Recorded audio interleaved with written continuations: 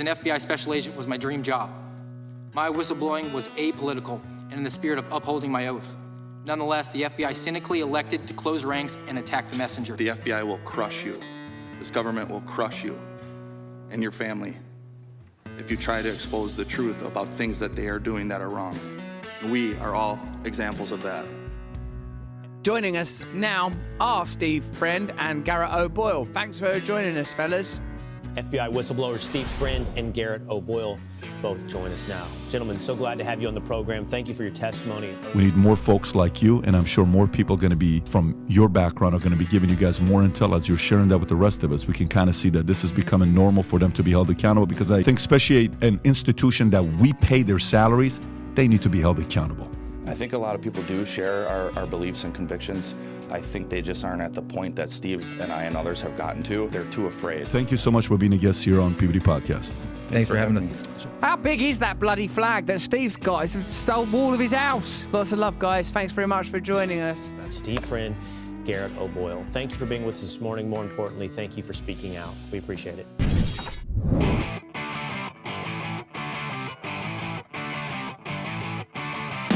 You're in the information age, but facts are in short supply. Reject the noise, ask bold questions, and pursue the truth with FBI whistleblowers and founding suspendables Garrett O'Boyle and Steve Friend. This is the American Radicals Podcast.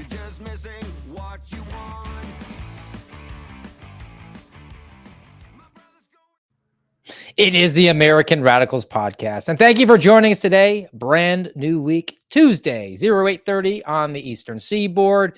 Live streaming here on Rumble. Rumble.com/AMRadPod is where you can find us.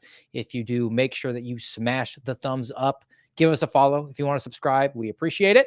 If you listen to the audio format on iTunes, Spotify, iHeart, any of those platforms, do subscribe there so you get the automatic updates when we drop them as the show airs Tuesday, Thursday, and Saturday.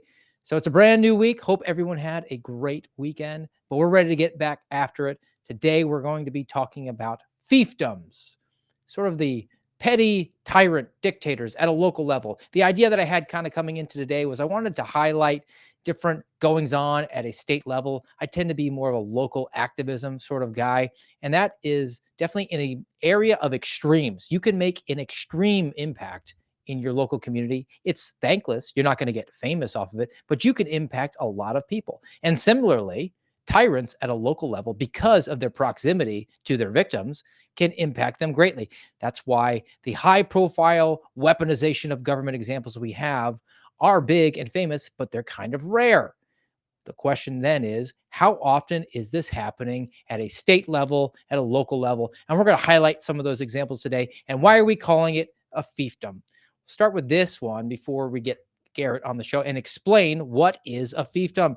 It's a European feudalistic term.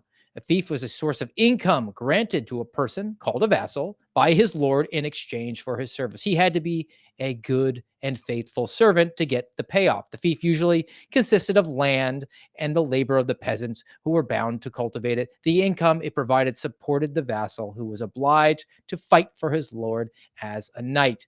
Well, how does that apply today?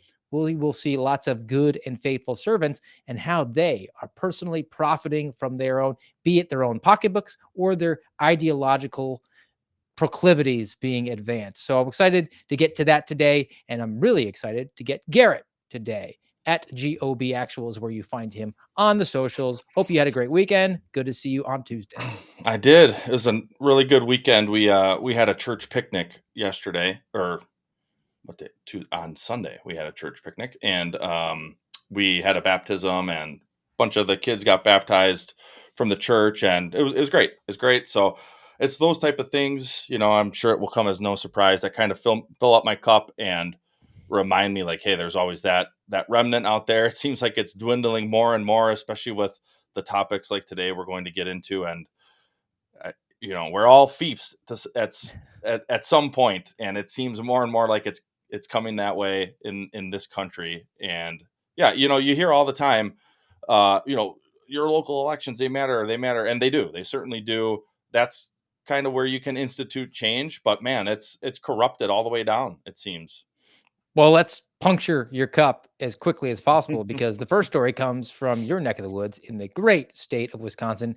Debatable if we should call it great after we Mm. get to this, because the O'Boyle meter might boil over on the first story that we're going to get to, which should lead to some great adventures in the remaining Yeah. time we have. Welcome to the new week. All right, welcome to it. Coming from Wisconsin Public Radio, which is maybe to the left of NPR, which is saying something. Yeah. Having read this document, I'm very confident in that sort of assertion. But the story behind it is a teacher in Wisconsin, Argyle, I think you said is a couple hours from you, is suing the school district after he was fired for not using a student's preferred pronouns. His name, the teacher, is Jordan Cernick. He was an English teacher at a high school from August 2021 to 2023. During an in-service meeting in August 2022, so I guess going into his second year of teaching, the district announced a policy requiring staff members to use preferred names and pronouns of transgender students. He attended the meeting and voiced an objection based on his religious beliefs. During the 22-23 school year, 2 transgender students in 2 of his classes. What are the odds in Argyle, rural Yeah. Wisconsin? This is totally not a peer pressure situation, right? No contagion aspect to this sort of ideology. But 2 of his students in 2 of his classes said they wanted to be called a different gender from what they had dangling between their legs. Cernick told the district administrator that he had a religious objection and he had gotten accommodation for that. But 2 months later, they rescinded it and told him he would be terminated. 6 months later, his contract was not renewed. They basically waited him out till the end of the school year. So now he's filed a lawsuit based on his First Amendment right to freedom of religion. I would also like to see some sort of speech element to that. And that's where Civil Rights Act 1964, he's bringing in, it protects employees from discrimination based on religion when he was fired in 2023. Yeah, you know what? This is just insane. Like Argyle's a small town. It's close to Madison, so that's like blue land, of course. But I wouldn't imagine that a place like Argyle is that blue. Maybe they are. I don't know, but it's kind of in the middle of nowhere. It's like southwest of Madison. It's basically due west from where I am, and to hear a story like this coming out of a place like that, it kind of blows me away. The biggest thing is this guy, he's a public school teacher. What does that actually mean? It means he's a government school teacher. He works for the government. We've talked about it many times here. First Amendment related stuff. When you work for the government cannot compel your speech. And we talked about it recently. I think it was Saturday. We were talking about similar compelled speech type of things and where, or maybe it wasn't Saturday. I don't know. But basically, where the tide is turning in this country and your First Amendment is really getting diminished. I know we recently referenced the Religious Freedom Restoration Act as well. And what's crazy is what this can all apply to. So whether it's the Civil Rights Act of 1964 or the RFRA, I would imagine that both are applicable. And I'm basing that on my own self-taught and learned knowledge of those things from COVID, which I know we did recently discuss too, which we could at all times, it seems. But of course there's parallels here because you're supposed to have freedom of speech in this country and freedom of religion. And the government is not supposed to be able to mess with you when it comes to those things. And so we're going to Mid Tennessee State, their First Amendment Center, the compelled speech doctrine, and here it's defined in the very first sentence. The compelled speech doctrine sets out the principle that the government cannot force an individual or group to support certain expression. So just like we can't force a someone who claims to be trans, we can't force them to say they aren't, or the government. The government can't. The government cannot force them to say they aren't, even though it's a myth, even though it's false. The government still could not say to them, hey, you're actually a female or you're actually a male and you have to use that language. The government can't force it that way. And they also can't force it to make someone in the employ of the government use that language. But here they are trying to. And this webpage, look it over here. It's got a ton of Supreme Court cases that correlate to the compelled speech doctrine. And the plain and simple, the government cannot force anybody to use their preferred speech. Yet here they are firing the guy, one over a speech issue like you mentioned, and two over a religious issue that they first granted, which of course they should, because the guy is trying to hold true to what he believes. And what's interesting about that, and if you get into your Bible, you'll see it. You know, it's off the top of my head, it's a verse I have referenced a lot in the last couple of years. It's 2 Timothy 3:12. It says, "For all who seek to live a godly life in Christ Jesus will be persecuted." And okay, sure, maybe his head isn't getting chopped off, maybe he's not getting crucified, you know, he's not getting martyred, but in a modern context, when you strip a guy's ability to make a living, that is a modern day death sentence. So the guy is a public educator. You know, I love how government always props up public educators. Like it's this Like Tim great thing. Awals. Yeah. And but oh, only if you comply with what we want and what we say, and you have to say the things that we want you to say. And if you don't, and oh, if you have a belief system that it counters that, we're not going to allow that either. In the land of the free, sure, okay. I'm a little disappointed that they didn't pursue the First Amendment free speech element to this, and they leaned into the religious aspect to it. And not to say Mhm. that that's not an appropriate argument to make, but that just seems to be the fallback of, well, can we just get in a religious carve out? No, we don't just fall back on the religious carve out. There needs Right. to be a blanket. You cannot compel me to speak. It doesn't matter if I am in church on Sunday or if I am, I don't know, worshiping Gaia out in the woods, or if I just say at the end of my days, it all fades to black because there's all nothing and I have a nihilist existence. You still can't compel me to speak.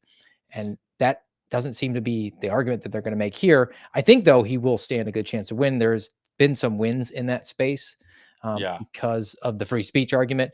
And then I think everybody's sort of loath to go after and persecute a Christian because you look at what's his face from Colorado who keeps on winning at the Supreme Court. So hopefully they'll back it off. But again, why is this a fiefdom? Well, because this is a petty school district that made this decision and they said, you know, you're not going along. You're not just going to follow orders on this one. We wanted this agenda pushed through, even though it's clearly a contagion. There's this excited delirium that's happening here amongst the youth where they're coming up with this ridiculous ideology, and we like it and we're all in on it. So, you know what? We gave you the accommodation, but no, we're going to give you a second chance to back out. And if you don't, we're just going to fire you. The school district administrator needs to be held accountable here to the point, and not just, hey, you lost a bad lawsuit for us, so we're probably going to have to part ways. It's bad for the public relations. No, there needs to be some sort of, you violated his civil rights. Yeah. How about a prosecution? Right. Like that's another big piece of the problem is nobody's held responsible in any of these scenarios. Like guaranteed, Steve, you worked in government long enough. So did I. You know this to be true. Without even having the knowledge from the Wisconsin Public Radio, you know this is true that they had an attorney that is also a government employee that they said, "Hey, can we fire this guy?" Like Mhm. we He's a really problem person. Even if this accommodation could have been done, he's going to raise this objection to other stuff that we're going to push for, and that's going to jeopardize our little fiefdom here. Mhm. And I mean, and to the prosecution angle of it, the government controls the school district, right? Is that not the government impeding on an individual's free speech rights? That seems like a civil rights Yes. violation That's that exactly what should it be is. criminal. Yes. It's exactly what it is. It should be criminal. They should be held. They should lose their jobs. That would be enough of a punishment for me. As much as I would want them, you know, put in handcuffs and walked into a prison. Like that's where you should go for this. If not, you know what? Bring back, make tar and feathers great again. How about that? Let's get that slogan going because that's what should be happening to people who violate civil rights like this. Like, oh, Stockade, yeah. Yep. stockades in a Just put them Wisconsin winter. in the yeah, yes. Because this is why it's a fiefdom. This is why it's tyranny. We always hammer tyranny. I like this new angle: fiefdom, serfdom, peasant. You call it what you want. That's what this is because the government says it's the hubris. We talk about it all the time. Like What's the fatal error of the FBI? That's usually, I feel like, how we talk about hubris. It in an FBI context. Well, guess what? It's not just it's government writ large. It's not just the FBI. It's not just the Democratic Party. Hell, the Republican Party is as guilty of it too. And this compelled speech stuff, like, if you've been listening for any amount of time, you probably know that Steve and I, we really cherish the First Amendment. Well, the Bill of Rights. I mean, the Constitution. What we thought this country was. We joke all the time about being ACLU attorneys from the '90s. Like, it's weird looking back or thinking back over my life, and it's like, how did I become like what you would have called a liberal in the '90s? But I've always had these beliefs where your civil rights are foundational. That is what has made America truly wonderful over the years. Is the founding principles were the bedrock of this nation, and they're not anymore. And the government has become the ones who violate it. And it's like your role is to uphold those civil rights. One last thing here from MTSU on the compelled speech doctrine. This is stuff that is long established too, which is why it really gets me going, is because it's not new. None of this crap is new.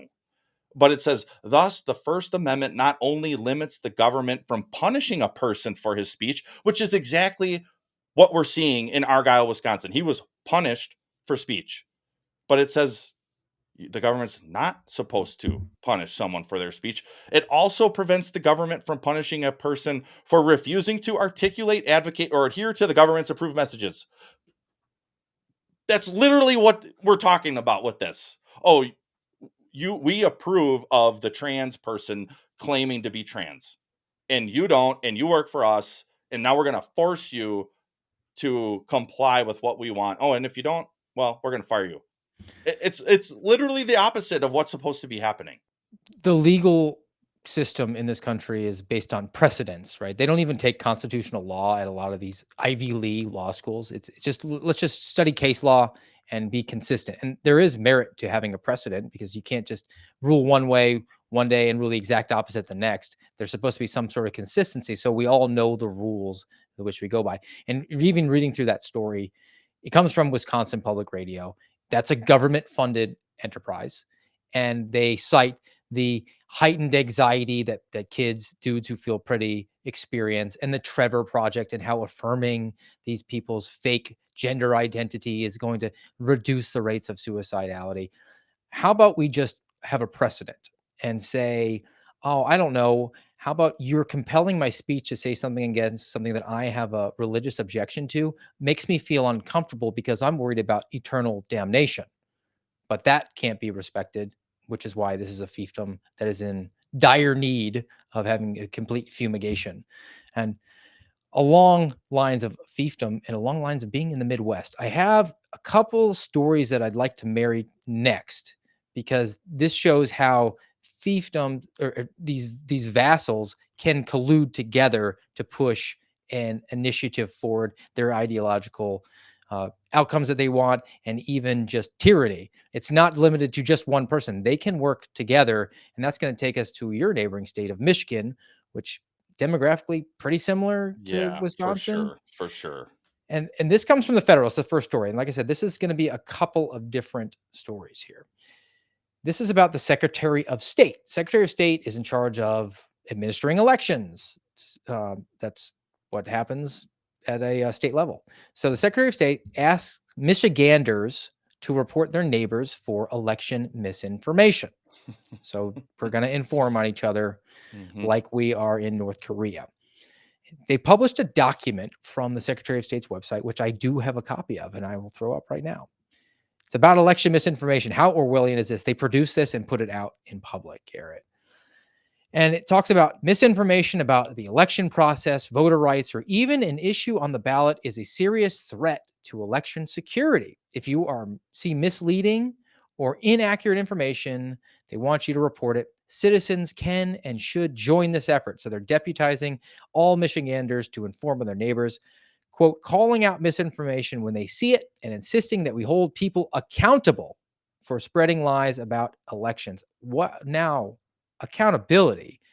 How is that going to come into play here? Because the Secretary of State doesn't have arrest powers. Oh, and before I get to the next part of this, the last thing they advise all Michiganders to look for trusted information on their website Of course, and yeah. It comes from the government. Trust and us. and PolitiFact and Oh, Snopes. oh gosh, Okay. dude. So no uh leaning one way or another. We're just down the middle, constitutionally driven here. But Mm, we talk about accountability. Secretary of State can't slap the cuffs on you. nope. But you know who can? Michigan State Police. Yeah. And the Attorney General. Letter from the Michigan AG threatens a resident with prosecution for misleading election Dude, information. dude, this is so insane. This is so crazy. It actually ties to the first story too. This is a speech thing again. The government can't compel or limit speech that is misleading even. I don't You're recommend allowed it. to lie. You're allowed to lie. I don't recommend you do that. And I don't recommend you peddle in misleading or false information or I mean, what do they call it? They call you got dis, and mal. Misinformation, disinformation, malinformation. The government seems to be the curators of most of that. But guess what? If you go on Twitter or on a podcast or to your neighbor and you lie, or you have information that's not quite right, but you think it is, that's not illegal. And now they're trying to prosecute somebody? And wait until you see the transient offense that this Michigander committed. So this story also comes from the Federalist. This letter this woman received, it was received in July, so about a month ago, and the Attorney General for the state of Michigan. Let's just establish her bona fides first, actually, before we get into this letter. This is the Attorney General for the state of Michigan.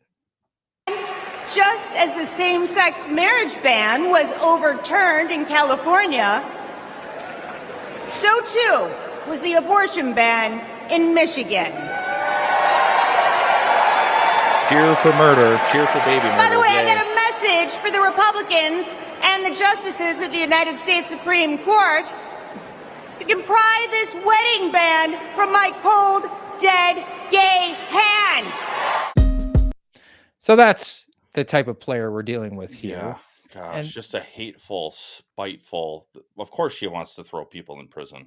her name is Nestle, and so this letter says, quote, "You are hereby ordered to cease and desist the use of online platforms to continue spreading false or misleading information regarding the Ross Township polling locations. Failure to comply with this notice may result in criminal prosecution."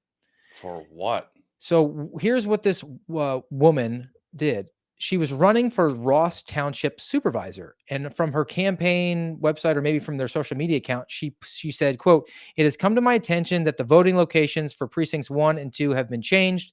Precinct 1, previously located at the August Village Hall, has been changed to be at the Sherman Lake YMCA."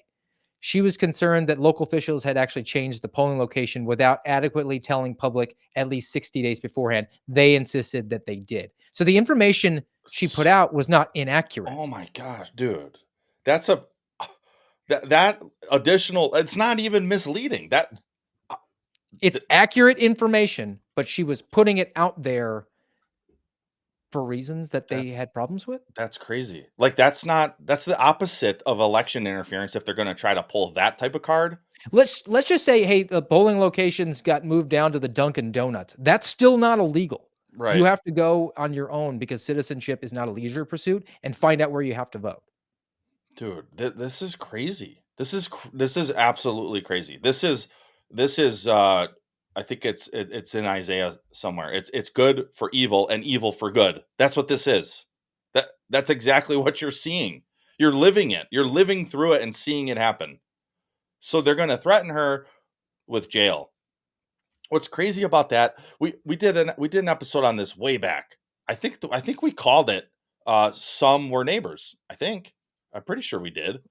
And that comes from our our mutual adoration for our trip to the Holocaust Memorial Museum. If you're just listening, I threw it up on the screen here. You can go find it. It's at their website, the U.S. Holocaust Memorial Museum's website.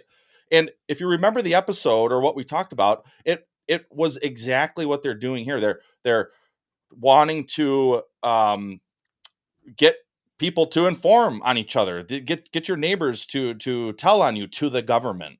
That's precisely what the Nazis started doing in 1933 after they seized power. They started expanding their informant base and getting people to fear their neighbors. And then those neighbors telling the government, hey, this is where somebody is that you're looking for, whether they were some type of Untermensch, which we referenced recently too. Underman or subhuman is what that word means. And then another one from that I think ties in is propaganda. So the government, they're trying to put fear into you that you're going to get arrested, that if you tweet something that they deem misleading, then they're going to come for you, that your neighbors are going to be spying on you. This is history repeating itself. This is what tyrants always do. They propagandize themselves, but then try to gaslight you into thinking that you're the one who is putting out the mis, dis, or mal information. It's crazy and like, I would say that both of us are students of history to some degree. We like learning about history. I know we both were impacted mightily from the Holocaust trip, the museum trip.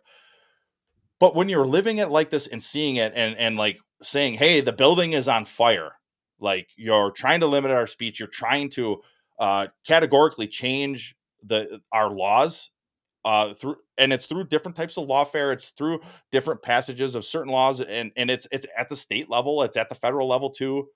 They're trying to wholly change the culture, and that's precisely what has happened in a lot of these other regimes. It's not just in the Nazi regime. It's happened throughout history, is they try to force change and force you to comply. It's absolutely insane that both of these, or I guess the two out of Michigan and the one out of Wisconsin already. It's crazy, man. It's just absolutely crazy. There is a transition that I believe that we're in undoubtedly at this point. Talk about the heritage and the culture of America. Would anyone within the sound of my voice right now hesitate to put on their Facebook account or their X account or whatever social media presence they have, or heck, even post on a bulletin board? Hey, just so you know, the polling location got changed. Right. You wouldn't even give it a second thought because that's just accurate information and I'm putting it out there, and you wouldn't think, well, will I be out of compliance with the law? Well, because because our entire lives have been in a system where you can say whatever you want freely outside of some rare exceptions, and they basically are threats and calls to violence for the most part. That's Right. the limitation that most people's experience is limited to. But now we're in a transition and we're seeing these stories happen more frequently. And now there's the force of law coming behind them. We both are parents of younger children. There's going to be the whole, and for those watching will appreciate this more than those listening, the joke of how does every racist joke start? Look to the left, look to the right. It's going to be like that for just Just regular about anything, statements right? about anything that the state might have the ability to get its fingertips in, which is basically everything at this point. Yep. Think of a couple of the limitations we've seen just in the last few years and how it's already changing. The government said we can tell you what you can put in your body to make a living. If you don't get to make a living because we said so. Uh, they can tell you your business is not essential, but the liquor store is and Walmart is, but yours is not. And if you don't comply, we're going to put you in jail. Now we're telling you what you can and can't say on any platform, verbally, digitally, on a board in the town hall that you want to put a flyer on or whatever. If we deem that it's dis or malinformation, and think of this example, it was not even misleading because it was true information. So they're the ones who released the information. She didn't think they did an adequate job, so she puts it out there to try to further the reach that the polling location got changed. And then the government says, hey, you can't do that. Well, why not? Why can't I? I I thought I had freedom of speech. Do I not? No, you don't. And as It these kind of things, reminds me of the we're going to ignore the southern border as a federal government. So the states are saying, well, we're going to protect our borders. No, that's our area. You can't touch it. Yeah, right. Yeah, because the federal government sued the state of Texas because Texas was like, well, we're gonna deal with it because you're not. All right. We got a few more examples to get to, but we need to thank today's sponsor. Let's go to the OG sponsor for today. That's the True Earth Pharmacy, guys. Go to trueearth.co, trueearth.co. You don't need the M, trueearth.co. And they have a huge selection of different fertilizer products there and personal supplements. The fertilizers are really effective. You might have a sick tree or you just want to enhance your garden. We're getting into the dog days of summer. I know a lot of plants are dying, particularly in the South, unless you're giving them adequate nutrition, and fertilizers there are a great option for you.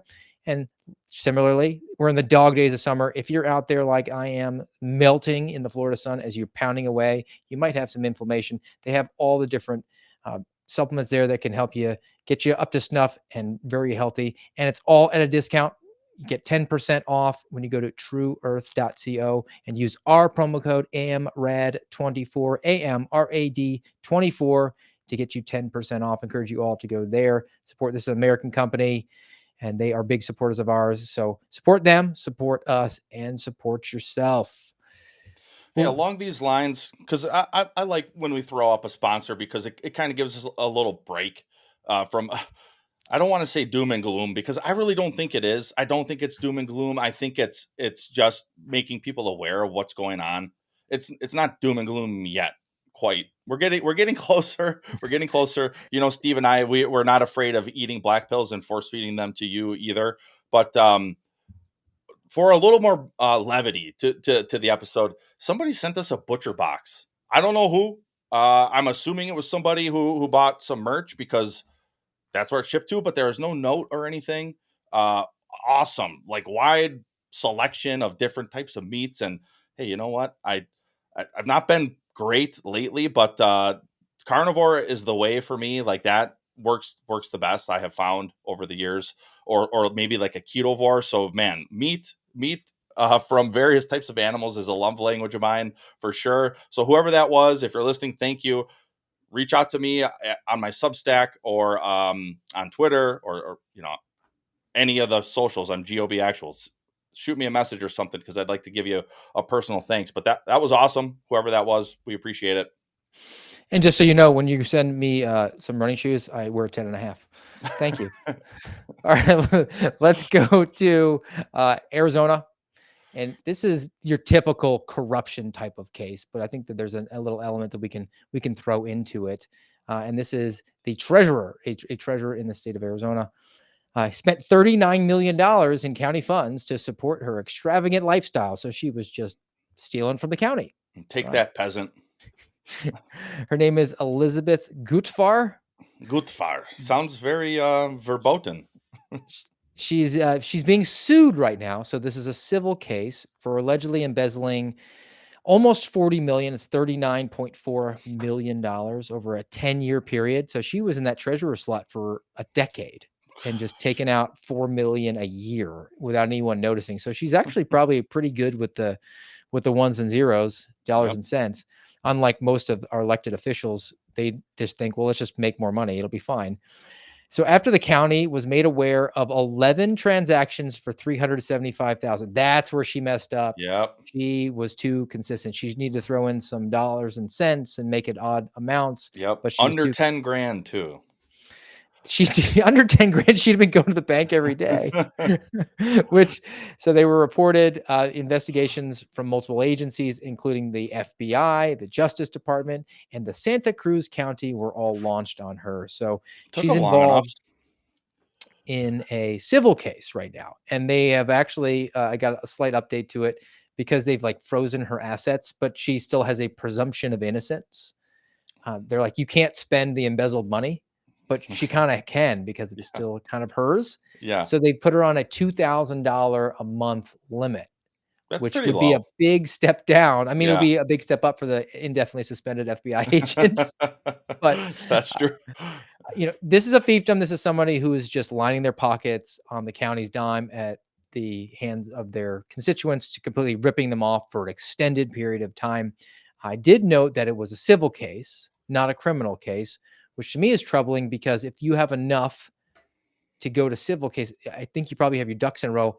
Why couldn't they do what the FBI loves to do with the white Right. collar cases? And that is just take the exact same case file over to a United States Attorney's Office and federal prosecutor bring a charge. Especially with that amount, because for those who don't know, oftentimes when it comes to like white collar type of crimes, this also is public corruption for sure. No doubt. I mean, she's in a public position, so it's public corruption. But when it's like money related cases, the FBI kind of, I guess it depends on where you're at. Like it might be different in Wichita than it is in Los Angeles. Like a $1 million case in Wichita might be a big enough of a deal, but in LA you're going to need, the AUSA is going to be looking like, okay, well, how much money are we talking about here? Are we talking about, $50,000? Like FBI nowhere is going to take something like that. But if it's a million, now you're talking at 10 million. We got 40 million, and you're only going after her civilly. This is an example of funding your own demise. Why this woman should be in shackles if she's convicted, which it seems like the writing is on the wall there. Like this wouldn't be that hard to if you got a good FBI agent who was an accountant in a past life or something. This type of work is right up their alley, and they should knock it out of the park with relative ease. But we're just gonna go after her civilly? What the heck? And just for perspective on this, and I don't even have to share it. I just pulled it off to the side. The election, what's she running for? It's county. Nobody gets involved in local politics. Again, a giant mistake. And she got 3,300 votes in the last primary. Damn. That was 3/4 of the votes. So That's nothing. you can impact your community by just going to vote in a primary. And then, I bring up the fact that the FBI hasn't charged her. She's a Democrat. Well, What do you want to bet that they're going to wait until the new fiscal year, at least probably till post November, to maybe bring some charges? right. Yeah. What are we gonna do here? We're gonna read the tea leaves and then decide. And I guess it's more of a personal thing, but my lawyers and I, in recent conversations, we've been talking about that, and kind of the assumption as well. They probably want to get this closer to having a bow on top by November, and then we'll probably see a little more movement after November 5th. And it's like, that's so messed up. None of this should be partisan. Like, I don't care if this woman has a D or an R behind her name or nothing. Like, if you're embezzling $40 million over the course of 10 years, you could go to prison. I don't care what your politics are. That should never matter. Now, off topic, but do you think the FBI will or won't pay out Marcus Allen before the election? I think they're gonna. Yeah, I don't think they will. I think They haven't paid him yet. Yeah, they haven't paid him. I don't think they're planning to anytime soon. It's continued retaliation. I mean, think of that. You guys, both of you, had your clearances revoked the day before we testified, and then it took a year and 2 weeks because the letter he got from the FBI was dated May 31st, 2024. You guys had your clearances revoked on May 17th, 2023. So it took 12 months and some change for them to quietly say, "Oh, actually, here's your clearance back, and we're going to give you your back pay." Well, it's August 27th, May 31st, August 27th. It's been pretty much 90 days. It's been 3 months since they said, "Yeah, we're going to give you your back pay and whatever other pieces of their settlement." And he hasn't. Why? Why hasn't he gotten that yet? It's another wholly fiefdom. absurd. It's Yep. another fiefdom. It's somebody actually in the federal government, and we've been concentrating on locals, but somebody who has the power of the purse strings within the FBI finance division. I'm sure they're getting directives from somebody up top. Just slow walk it. Just slow Because you walk never it. know. Maybe the election will go in a way that we can get an administration in there that'll say, you know what? No, we're going to rescind that settlement and actually going to prosecute him. Mm-hmm. Yeah, there's no telling what way any of it's going to go. Like, and this is that's part of the retaliation, right? This is better as much as anybody, well, as much as any of us who've kind of walked this road, is they take their sweet time with every little thing. Like Unless every they're little bit. denying you outside employment. Then they're just not going to respond, or they're going to quickly respond and say nope. And 24 hours. yeah, it's wholly absurd. Wholly Oh. absurd. It is certainly part of the fiefdom. You were in. You were one of us, and now you're not. You spoke out against us, so now we have to relegate you to like lower than peasant level, and we're going to keep you beholden to us, no matter what you do, and we're just going to mess with you along the way, even when legally, like in Marcus's case, we were shown to be wrong. We're still going to hold you in FBI purgatory until who knows when. So ridiculous. It makes me think of like when we were finally allowed to go get our own belongings, like that basically were keeping in a jail cell because they were like, no, you can't have access to it. And it's like, at what point is that theft? Like you can't tell me I can't have access to my stuff that you tricked me into shipping to Virginia, that you were supposed to pay for, that then I was supposed to get. What do you mean I can't have it? Like, and even that slow walk for almost 2 months, and then finally it was like, okay, you can come get it. It's just so ridiculous, all of it. I have a want to go to some school board stuff, some school district things, and we talked about the teacher getting fired for compelled speech.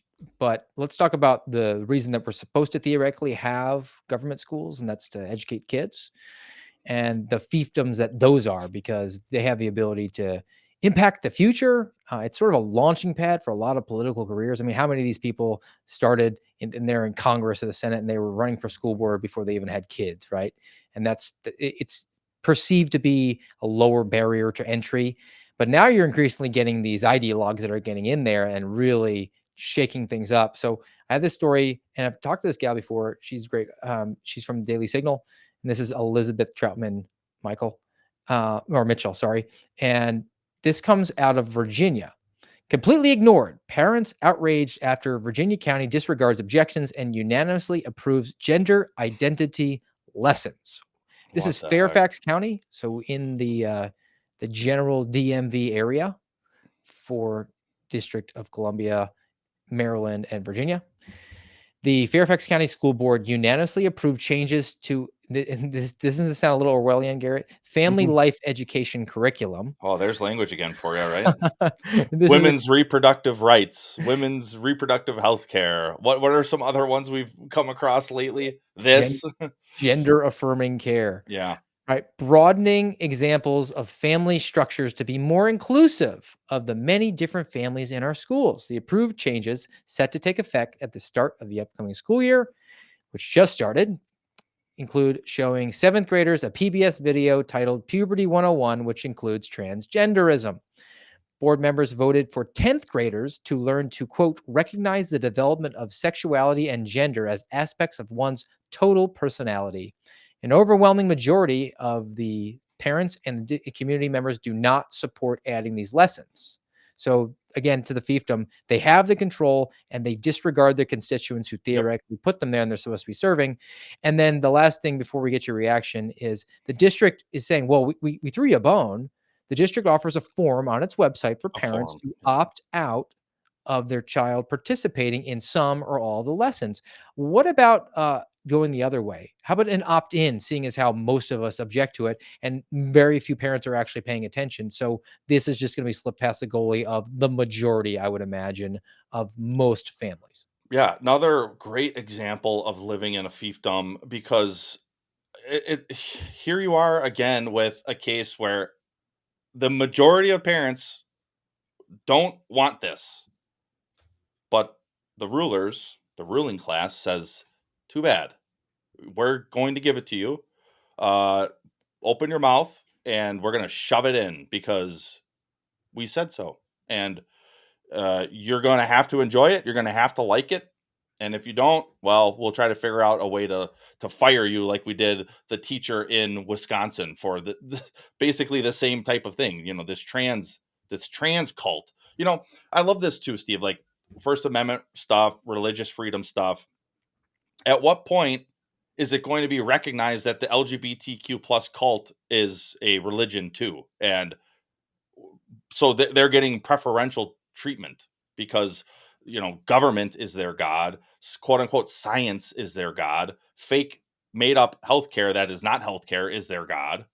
So it's you have religious beliefs in this ideology. That's what it is. It's of course that's what it is. That's what it always comes back to. Like, you know, atheism is someone who doesn't believe in God. Well, that's your religion. Your religion is to be anti-God. Like an atheist would have under like civil rights laws, like Title 7 of the Civil Rights Act, an atheist has just as much protections as a Christian should have, or a Muslim, or a Hindu, or you name it, because they are devoted to that ideology like anybody would be devoted to a religion. That's how the law looks at it. But so here it's well, hey, we know you don't agree, but you can fill out our form because we're the ones with the thumb on your neck, not the other way around. And it's like it's so crazy because like these school board positions, any parent could run for them, but people don't. It's another kind of like local politic thing.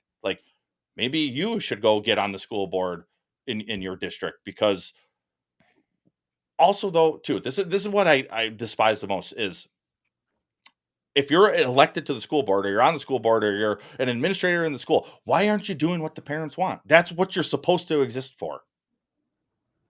We have a national religion. And I'm going to crib his notes off of Jesse Kelly. Sort of made this point. I think it's pretty well done. And he says if you go to Israel, you will see the Star of David everywhere because they have a national religion. If you go to a lot of these Muslim countries, you'll see the crescent everywhere. Yeah, I mean, look at the Israeli flag. It's there. Look at a lot of the Muslim countries. The crescent moon is in the flag. If you went to the Soviet Union, you would see the hammer and sickle everywhere because the government was God. And that's how it is with the Chinese flags at this point, right? The People's Republic of China.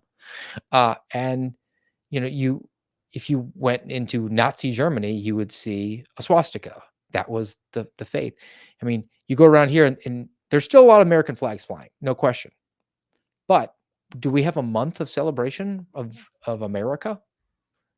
Would Oreo give you red, white, and blue cream filling? No, they give you the rainbow. Yep. We have a religion here, and I'm almost reminded of these dictators, warlords that take over, like in these small African countries, and they kidnap the little boys out of the villages and conscript them into the military. What is the first thing they have them do? Kill someone. Kill somebody, Right? yeah. Because It's compulsory, and they basically beat you into the gang that way. Mhm. And this is the same thing that these despots who take over the school boards, that's the same strategy they're using. They're compelling speech, they're compelling activity, and increasingly they're compelling you to participate likely in sexual activity, which will be the other story that I have from Elizabeth here. She's done a ton of work on this, and props to her. Elizabeth Troutman Mitchell, fantastic read if you go to Daily Signal. She actually runs their podcast over there as well. So infuriating. Minnesota mom slams school district's okaying of radical transgender restroom guidelines. So this comes from Rochester. Side note, Rochester, home of the Mayo Clinic. So all about the science, right? Sure. You would think that would be sort of a community that's based in science, maybe a little bit higher net worth because of the proximity to the hospital. But that's like we've talked about before. They're in the burbs now, right? They're not afraid to take it over. There's too many women who want to go and sip mimosas at brunch and brag about how they had their little boys cut off their testicles. But Rochester Public Schools approved the quote supporting transgender and or gender expansive students policy. The policy allows boys who say they identify as a girl in the girls' restroom and the locker room. The policy allows transgender identifying boy to share a room with the girl on overnight trips without the girl or the parents' knowledge. Dude. Compulsory participation in sexual deviancy. Yep. It's no different than a warlord putting an AK in an 8-year-old's hands and saying, shoot your mom now. Yep. Yep. And it's only going to get worse. It's only going to get more inflammatory to the point where it's something you couldn't imagine, like the warlord forcing the kid to kill someone, or the concentration camp, or you name it. Like, that's where this path inevitably leads. Right now, it's lawsuits and getting fired from jobs and slipping it past parents and really kind of not letting them know. Like we mentioned it before, the California law that you're not going to notify parents. Well, as California goes, eventually the rest of the nation goes. This is Minnesota. I mean, look at the states we've had. We've got Wisconsin, Michigan, Minnesota. Midwest. Those are the types of states that they always put the qualifier of like, oh, he's Wisconsin, nice, Yeah. right? Like, Just I'm like, how did we get so evil in this part of the country? Like, Minnesota seems to be ceded territory for a long time. I thought Michigan, Wisconsin were kind of on a precipice for maybe the last, I don't know, 10, 15 years, kind of purple, like I mentioned the other day too. But it seems to be that there, all of these states are just seeded at this point. And what I really don't get about that is, other than your strongholds like a Milwaukee or a Madison or even like Green Bay now, or like Detroit or Minneapolis, I don't know where these people are that are approving of this satanic trans cult. I don't encounter them. I know zero parents or neighbors or anybody that would approve of this type of goings on coming. Because remember, they'll say, well, yeah, that's school, we want kids to be diverse and open. No, it's government.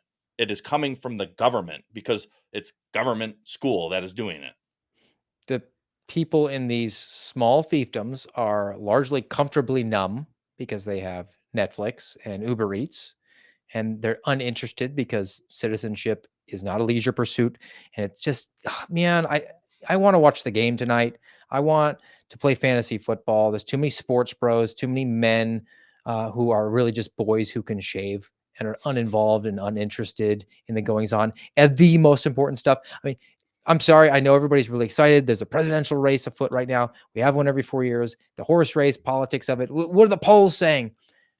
Do you know who your rep is at the school board level? So why don't you slow your roll on what's really important? What's more important than, if your kids are in a government school, ensuring that they don't come home one day and, little to your knowledge, they've been answering to a different name and pronoun for months. And now they're even signed up because Planned Parenthood's infiltrated these organizations. They've been getting testosterone, or they're ready to go get a chop. And if you're in Minnesota and mom and dad say, hey, we're not down for that, guess what? The state can come in and take their kid away.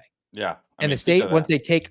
once they take guardianship, oh, wouldn't you know it? That state employee is a good and faithful servant, and they're going to do what's in the child's best interest, which is for their mental health, right? We talked about the Wisconsin Public Radio talking about the Trevor Project, how that's where they get their information from, and how they really need to affirm their gender. Well, where do you think the source material is going to be in Minnesota when they decide whether or not the child's mental health would be assuaged if they gave them a nice castration? Mm. Yeah. It's, like you said, you nailed it with we got a presidential election coming up.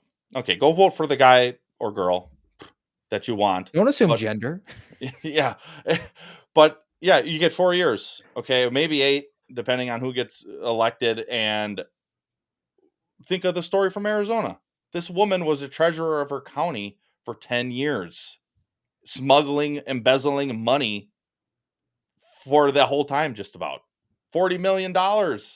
So, what is going to be a little more impactful for you? The school board, the local, I don't know, alderman position, or whatever other the county treasurer position. These things do really matter, and they're just pretty much, as I think, as we've demonstrated today, they're as corrupt and as evil and wicked as any other piece of the government. But we look at an FBI or a presidential election, or they're bigger, or they're federal, and it's like the state stuff matters a whole hell of a lot more, I would say, than the federal stuff. I mean, it all matters to a degree. Tyranny is never okay; it's never right. But where are you going to have the impact on your community to maybe kind of start to force the change the other way? Like, none of this stuff happened overnight. The Marxists didn't do this overnight.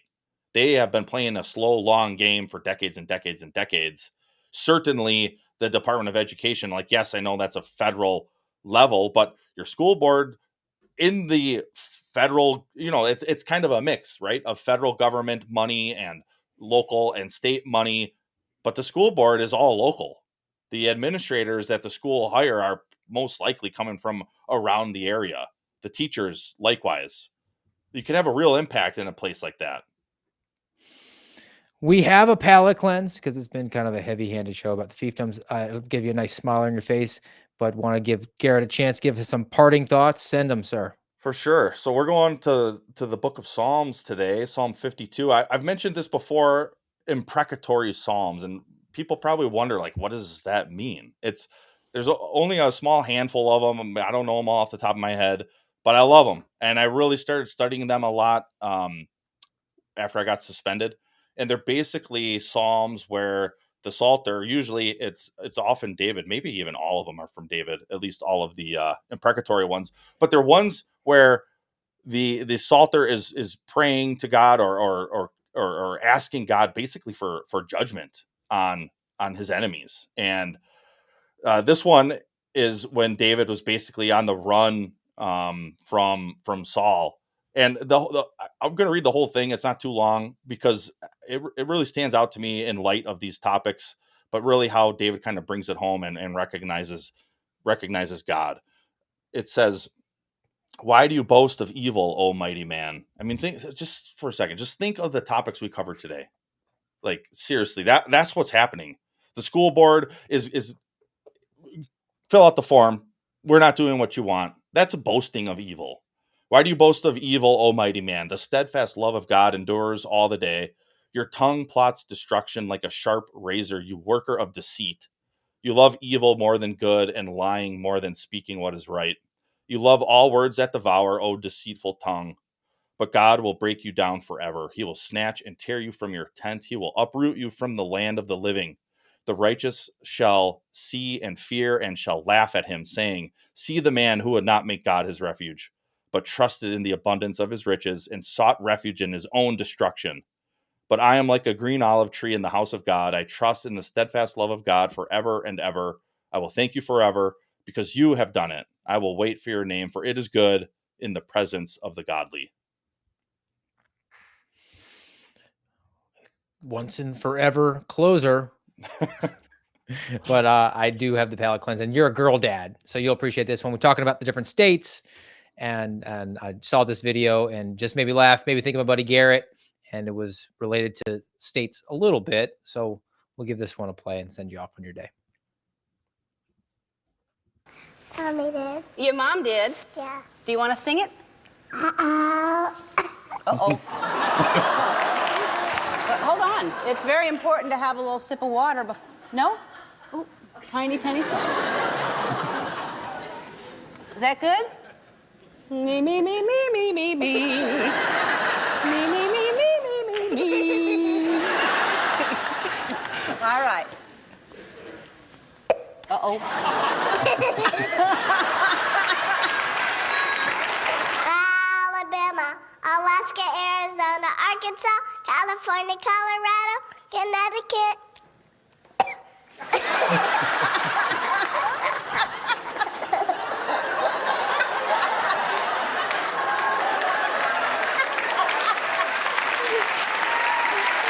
Who taught? I love it. There you go. That's great. She's a cute little girl, and try to learn her states. Hopefully she didn't go to a government school because her mom taught her. That's probably the way it went.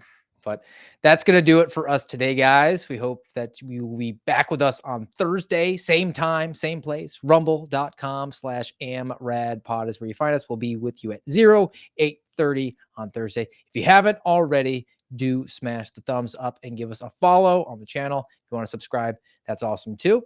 Enjoy your day, and we'll see you back here on Thursday.